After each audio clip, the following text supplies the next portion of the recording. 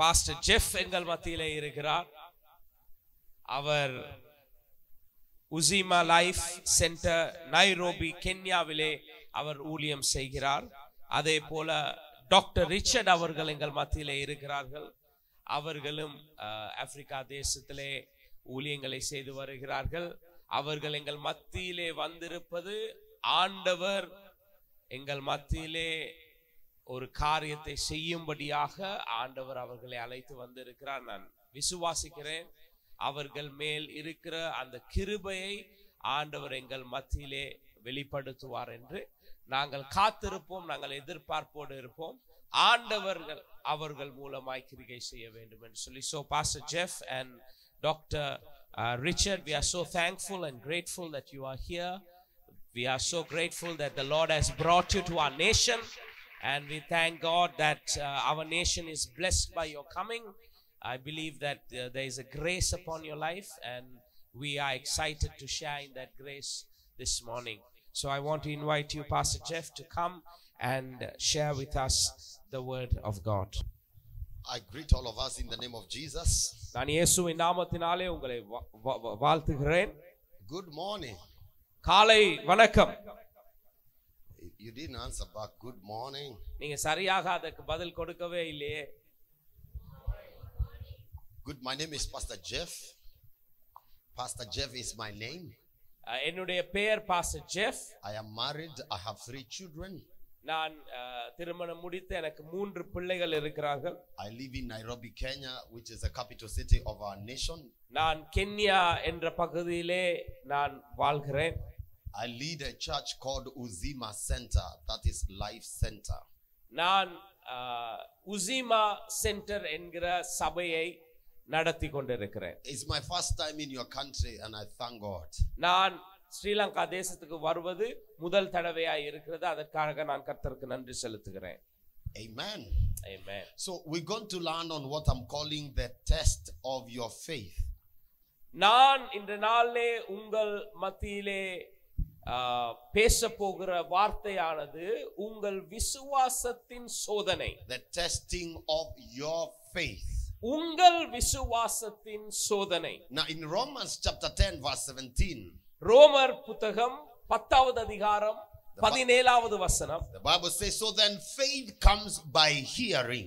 இந்த வார்த்தை சொல்லுகிறது விசுவாசம் கேள்வியினால் வருகிறது. And hearing and by the word of God. அதுவும் தேவனுடைய வார்த்தையை கேட்பதினால் வருகிறது. Faith comes by hearing and by the hearing and by the word of God. கேள்வியினால் விசுவாசம் வருகிறது. அது தேவனுடைய வார்த்தையை கேட்பதினாலே வருகிறது. Amen. Thank you leaders for allowing us to be here. தலைவர்களுக்கு நான் நன்றி செலுத்துகிறேன் இந்த இடத்திலே இருக்க எங்களுக்கு கொடுத்த அழைப்புக்காக. Thank you mom for allowing us to come with your team. விசுவாச தாய்க்கு நாங்கள் நன்றி செலுத்துகிறோம் எங்களை ஒரு கூட்டமாய் ஒரு குழுவாய் இங்கே வருவதற்கு கொடுத்த வாய்ப்புக்காக. Amen. We said we are coming within a very very short time and you gave us opportunity to come. நாங்கள் வருகிறோம் என்று கொஞ்ச நேரத்துக்கு முன்பதாக தான் சொல்லியிருந்தோம். ஆனாலும் எங்களை வரவேற்றபடியினால் நான் நன்றி செலுத்துகிறேன். Amen. So we are talking about the test of your faith. நாங்கள் பேசிக் கொண்டிருப்பது என்ன? உங்கள் விசுவாசத்தின் சோதனை. So faith comes by hearing and by the hearing by the word of God. விசுவாசம் எப்படி வருகிறது? கேள்வியினால் கேட்பதினால் வருகிறது. அதுவும் தேவனுடைய வார்த்தையை கேட்பதினால் வருகிறது. Every time God speaks his word, the intention is to build faith in you. ஆண்டவர் பேசுகிறதின் நோக்கம், அவர் எப்பொழுதெல்லாம் பேசுகிறாரோ அதிலே நோக்கம் உங்களுக்குள்ளே விசுவாசத்தை கட்டும்படியாக. And what is faith in God is agreeing with what God said. விசுவாசம் என்றால் என்ன? ஆண்டவர் எங்களை குறித்து என்ன சொல்லுகிறாரோ அதோடு உடன்படி செய்கிறது. இல்லை என்றால் அதோடு agree to say yes. To agree. ஒத்து போகிறது. Every time God says something, you must always say yes to him. ஆண்டவர் உங்களை குறித்து என்ன சொல்லுகிறாரோ நாங்கள் அதற்கு ஆம் ஆண்டவரே என்று ஒத்துழைப்பதுதான் விசுவாசமாய் இருக்கிறது. And how do we put our faith in God? நாங்கள் எப்படி ஆண்டவர் மேல் விசுவாசத்தை வைப்பது? There are two things that are important about faith. ரெண்டு காரியங்கள் விசுவாசத்தை குறித்து முக்கியமாய் இருக்கிறது. Number one, முதலாவது காரியம் God's ability to do what he said he would do. முதலாவது காரியம் ஆண்டவர் என்ன சொல்லுகிறாரோ அதன்படியே அவர் செய்வதற்கு அவருக்கு இருக்கிற வல்லமை. You must always be aware that God is able to do what he says he will do. நாங்கள் அறிந்திருக்க வேண்டும் ஆண்டவர் என்ன செய்ய போகிறேன் என்று சொல்லுகிறாரோ அதன்படியே அதை செய்து முடிக்க அவர் வல்லமை கொண்டவர். Sometimes people will give you a promise and fail to do what they said because they don't have the ability. மனுஷர்கள் உங்களுக்கு பொருத்தனை செய்வார்கள், நான் இதை செய்கிறேன் அதை செய்கிறேன் என்று. ஆனால் செய்ய முடியாமல் போகிறது ஏனென்றால் அதை செய்வதற்கு அவர்களுக்கு பலன் இல்லாமல் போகிறபடியால். But our God has the ability to do all things. Nothing is impossible with God. ஆனால் ஆண்டவர் என்ன சொல்லுகிறாரோ அதன்படியே அவருக்கு செய்வதற்கு வல்லமை இருக்கிறது. ஆதலால் அவரோடு முடியாது என்று ஒன்றுமே இல்லை. So we have faith because of God's ability to do what he said. விசுவாசம் ஏன் வைக்க முடியும்? ஏனென்றால் ஆண்டவருக்கு சொல்லுவதை செய்வதற்கு வல்லமை இருக்கிறபடியால். Number two, we have faith because God keeps his word. இரண்டாவதாக நாங்கள் ஆண்டவர் மேல் விசுவாசத்தை வைக்க முடியும். ஏன்? அவர் சொல்லுவதை செய்கிறவர். God is faithful to do what he said he would do. அவர் சொன்னதை செய்வதற்கு அவர் உண்மை உள்ளவராய் இருக்கிறபடியால். There are people who make promise and they fail to do it because they don't have the character for that. மனுஷர்கள் ஒரு காரியத்தை சொல்லி அதை செய்யாமல் போவது ஏன்? அதை செய்யும்படியாக அவர்களுக்கு இருதயம் இல்லாதபடியினாலே, அவர்கள் உண்மை இல்லாதவர்கள் படியினாலே. But we know God has a character of doing what he said he would ஆனால் do. ஆண்டவரோ சொன்னதை செய்வார். ஏனென்றால் அவருடைய தன்மை இல்லை என்றால் அவர் அப்படி உண்மை உள்ளவராய் இருக்கிறபடியினாலே. That simply means you can have faith in God. அதனால்தான் எங்களுக்கு ஆண்டவர் மேல் விசுவாசத்தை வைக்க முடியும். Because he is able to do what he has said. ஏனென்றால் அவருக்கு செய்வதற்கு பலன் இருக்கிறது. And he is faithful to do it. அதே போல அதை செய்வதற்கு அவர் உண்மை உள்ளவராய் இருக்கிறார். In the year around 1994, 1994 ஆண்டிலே I was praying. I was a small man. I was a teenager. நான் அந்த நேரத்திலே ஒரு வாலிபனாய் இருந்தேன். நான் ஜெபம் செய்து கொண்டிருந்தேன். And as we were praying, நான் ஜெபித்துக் கொண்டிருக்கிற நேரத்திலே God gave a small vision to one of the young boys I was with. Young man. God gave a vision. ஆண்டவர் நான் ஜெபித்துக் கொண்டிருந்த அந்த ஒரு வாலிப பையனுக்கு ஒரு தரிசனத்தை காட்டினார். And that young boy saw a vision that I, Jeff, was going to the east.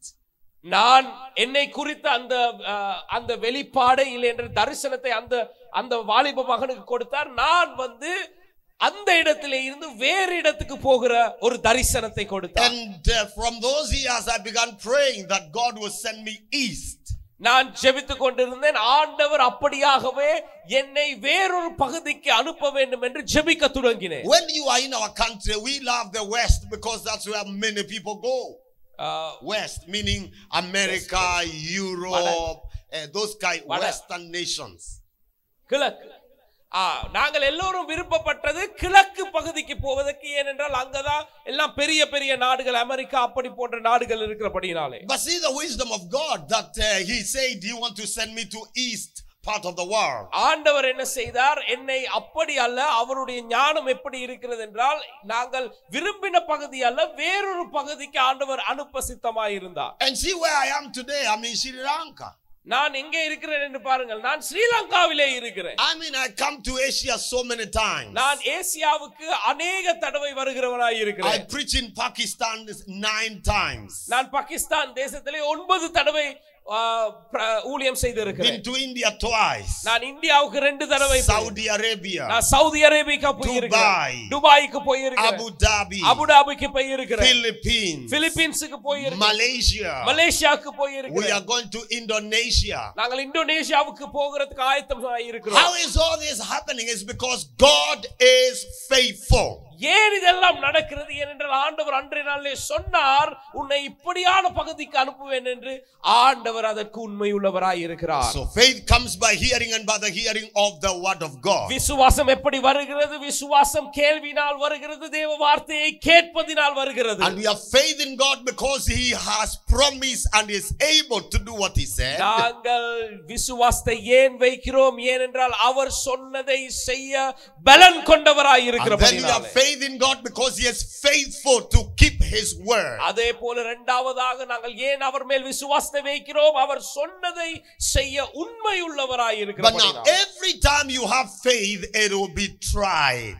ஆனால் நாங்கள் விசுவாசம் வைக்கிற ஒவ்வொரு நேரமும் அது சோதிக்கப்படும். And I want to talk about 3 things that test your faith. நான் இன்று நாளிலே 3 காரியங்கள் உங்கள் விசுவாசத்தை சோதிக்கிற காரியங்களை குறித்து பேச விரும்புகிறேன். 3 things that test your faith. Number 1. 3 காரியங்கள் உங்கள் விசுவாசத்தை சோதிக்கிற காரியங்கள். Obedience. முதலாவது உங்களுடைய கீழ்ப்படிதல். When we read Genesis chapter 12 and verse 1. நாங்கள் ஆதியாகமம் 12வது அதிகாரம் முதலாவது வசனத்தை வாசிக்கும் பொழுது, Now the Lord said to Abram, get out of your country, from your family, and from your father's house to a land that I will show you.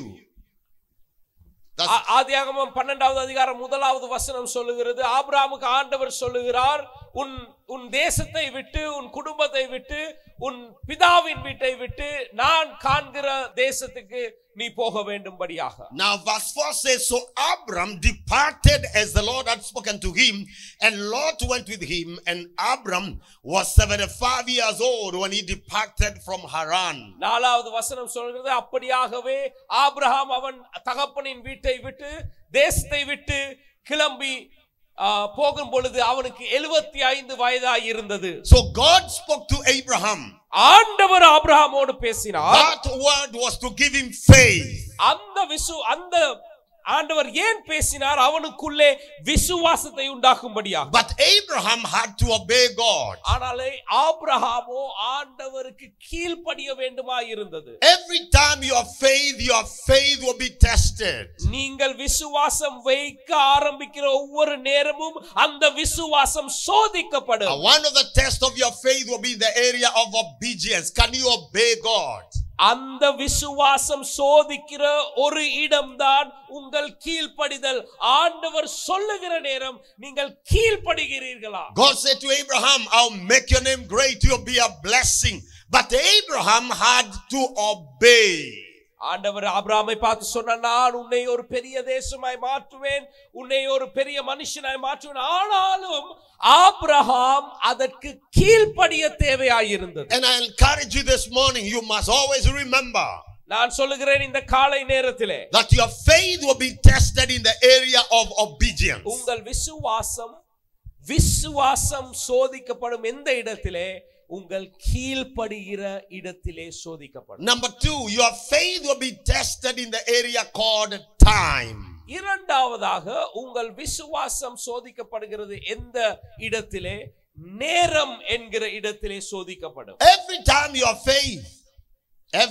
you have faith, there will be a test of time. நீங்கள் விசுவாசித்துக் கொண்டிருக்கிற நேரத்திலே அது எப்படி சோதிக்கப்படும் என்றால், நேரம் கடந்து போகும் பொழுது உங்கள் விசுவாசம் சோதிக்கப்படும். Genesis chapter 21 verse 1 and 2.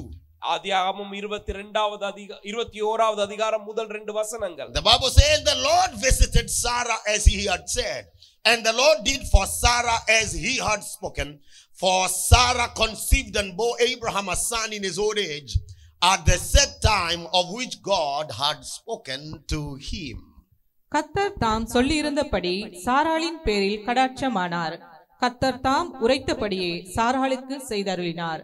Abraham முதிர் வயதாய் இருக்கையில் சாராள் கர்ப்பவதியாகி தேவன் குறித்திருந்த காலத்திலே அவனுக்கு ஒரு குமாரனை பெற்றாள்.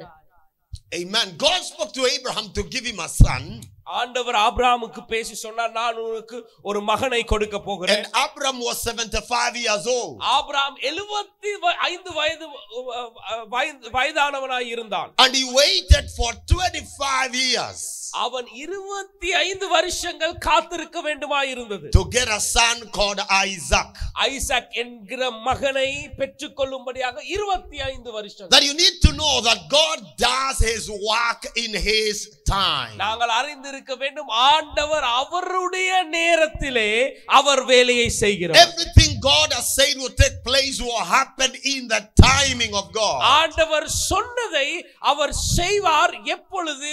அவர் நியமித்த நேரத்திலே. But the time of God is different from your time. ஆனால் அவருடைய நேரம் எங்களுடைய நேரத்துக்கு பார்க்க வித்தியாசமாய் இருக்கும். And because your time and God's time are different, எங்கள் நேரங்களும் ஆண்டவருடைய நேரமும் வித்தியாசமாய் இருக்கிறபடினாலே you must learn to be patient. நாங்கள் காத்திருக்கும்படியாக, பொறுமையாய் இருக்கும்படியாக நாங்கள் எங்களை ஆயத்தம் செய்து கொள்ள You வேண்டும். must learn to be patient with God. நாங்கள் அறிந்திருக்க வேண்டும், நாங்கள் பொறுமையாய் இருக்கும்படியாக எங்களை நாங்கள் தயார்படுத்திக் கொள்ள In வேண்டும். Psalm chapter 40 and verse 1, சங்கீதம் 40வது அதிகாரம் 1வது வசனம் I சொல்லுகிறது, waited for the Lord patiently and inclined to me and heard my prayer, my cry.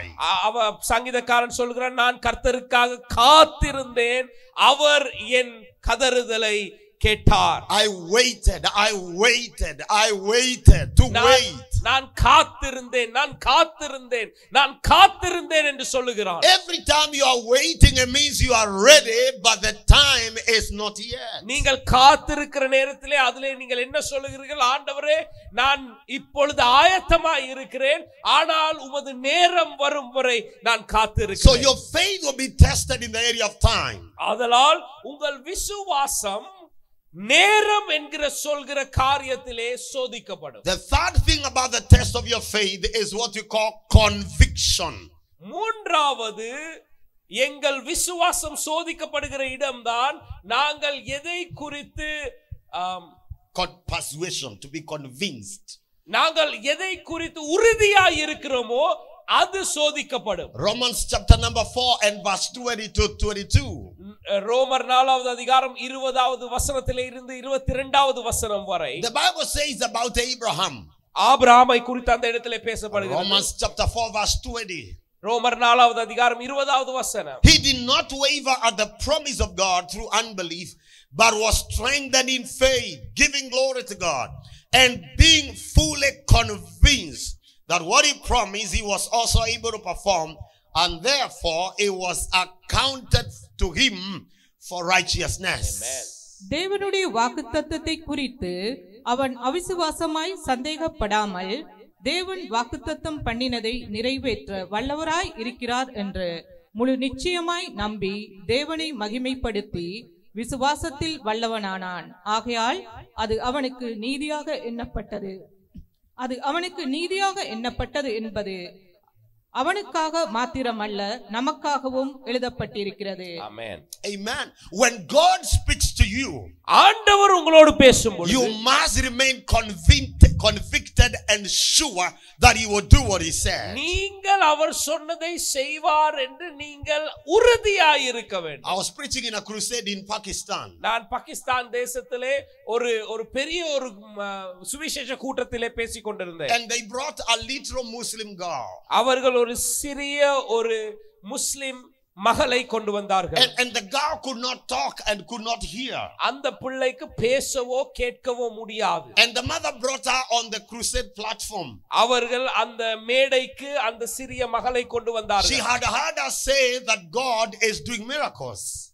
அவர்கள் அந்த தாய் கேள்விப்பட்டிருந்தார்கள், ஆண்டவர் ஊழியக்காரர்களை கொண்டு வல்லமையான அற்புதங்களை And so செய்கிறார்கள். she brought her for prayer.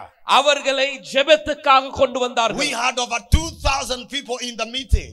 2000 மனுஷர்கள் அந்த இடத்திலே வந்திருந்தார்கள். And now we needed to pray for a miracle over the child. நாங்கள் ஒரு அற்புதம் நடக்க வேண்டும் என்று சொல்லி ஜெபிக்க துவங்கினோம் அந்த மகளுக்காக. Now what do you do in such a time? நீங்கள் என்ன அந்த நேரத்தில் நீங்கள் என்ன செய்ய? You must be convicted and sure that God wants to do the miracle now. நீங்கள் அந்த நேரத்திலே அப்படியான சோதனையின் நேரத்திலே நீங்கள் உறுதியா இருக்க வேண்டும். ஆண்டவர் சொன்னதை செய்ய அவர் உண்மையுள்ளவர் என்று. So I began to pray for the baby girl. நாங்கள் அந்த சிறிய மகளுக்காக I said in the ஜெபிக்க name of தொடங்கினோம். Jesus, நான் சொன்னேன் இயேசுவின் நாமத்தினாலே I command the devil out of this child. நான் இந்த மகளுக்கு விரோதமாய் கிரியை செய்கிறேன். இயேசுவின் நாமத்தினாலே விரட்டுகிறேன். I command you baby girl to begin to hear and to begin to speak. நான் ஜெபித்தேன் இயேசுவின் நாமத்தினாலே இந்த நேரத்திலே நீ கேட்கும்படியாக பேசும்படியாக. I prayed for a few minutes then I said in Jesus name. நான் சில நிமிடங்கள் ஜெபம் செய்து நான் சொன்னேன் இயேசுவின் நாமத்தினாலே. Because the name of Jesus is greater and higher than any other name. இயேசுவின் நாமம் எல்லா நாமங்களுக்கும் மேன்மையாய் இருக்கிறது. There is no sickness or demon or power of hell that is greater than the name of Jesus. இயேசுவின் நாமத்துக்கு மேலாக வேற பிசாசுக்கோ எந்த அதிகாரத்துக்கோ இடம் இல்லாமல். When I say in Jesus name amen, நான் இயேசுவின் நாமத்தினாலே என்று ஆமென் சொன்னபோது the girl looked at the mother அந்த பிள்ளை அம்மாவை பார்த்தாள். and her eyes swelled with tears. அந்த மகளின் கண்ணிலே கண்ணீர் இறங்கியது. And then she suddenly said, அந்த மகள் சடுதியிலே she சொன்னாள், said mama, அம்மா என்று கூப்பிட்டாள். and I knew she can hear and she can talk. நான் அந்த நேரத்திலே அறிந்திருந்தேன் அந்த மகளுக்கு சுகம் உண்டானது. When your faith is tested, please remain convicted. உங்கள் விசுவாசம் சோதிக்கப்படுகிற நேரத்தில் நீங்கள் உறுதியாய் இருக்க வேண்டும். So there are 3 tests to your faith. அந்த நாள் 3 காரியங்களினால் உங்கள் விசுவாசம் We have சோதிக்கப்படும். said test number 1, obedience. முதலாவதாய் விசுவாசத்தினாலே விசுவாசம் சோதிக்கப்படும். எதனாலே?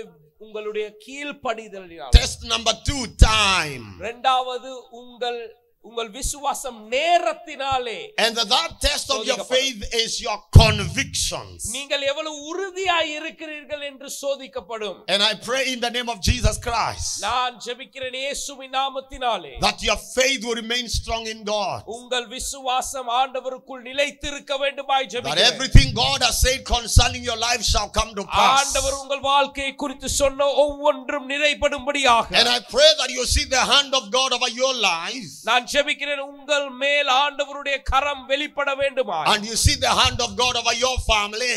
உங்கள் குடும்பத்தின் மேலே ஆண்டவரின் கரம் வெளிப்படும்படியாக. And you see the hand of God over your nation in Jesus mighty name. எங்கள் தேசத்துக்கு மேலாக ஆண்டவரின் கரம் வெளிப்படுவதை. May whatever God has said concerning you come to pass in Jesus ஆண்டவர் name. உங்களை குறித்து சொன்ன ஒவ்வொன்றும் நிறைப்படும்படியாக நான் ஜெபிக்கிறேன். Jesus told Peter the apostle, ஆண்டவர் பேதுரு என்கிற அப்போஸ்தலருக்கு சொன்னார், that Satan want to try your faith. பிசாசானவன் உன் விசுவாசத்தை குழப்பும்படியாக அவன் திரிகிறான். But Jesus said, I have prayed for you. ஆனால் இயேசு சொன்னார், நான் உனக்காக ஜெபித்தேன். That your faith may not fail. உன் விசுவாசம் குழம்பி போகும்படியாக, குழம்பி போகாமல் இருக்கும்படியாக. And that's my prayer for you this morning. அதுதான் என்னுடைய ஜெபம் உங்களுக்காக. At GCC Watala in Jesus mighty name.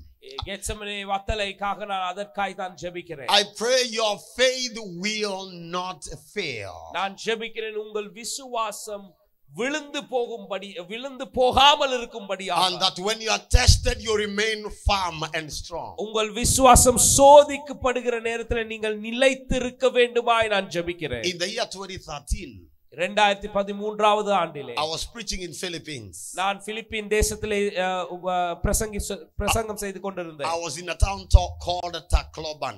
டக்லோபான் என்கிற அந்த பகுதியிலே நான் ஊழியம் செய்து கொண்டிருந்தேன். And there was a huge storm. அந்த நேரத்திலே ஒரு பெரிய ஒரு புயல் காற்று அடித்தது. They called it super typhoon Yolanda. Super typhoon Yolanda என்கிற அந்த புயல் காற்றை அவர்கள் சொன்னார்கள். It killed over 6,000 people. அது 6000 மக்களை அது கொண்டது. But God delivered me. ஆனால் ஆண்டவர் என்னை விடுதலை செய்தார். May your faith be strong in God in Jesus name. இயேசுவின் நாமத்தினாலே உங்கள் விசுவாசம் நிலைத்திருப்பதாக.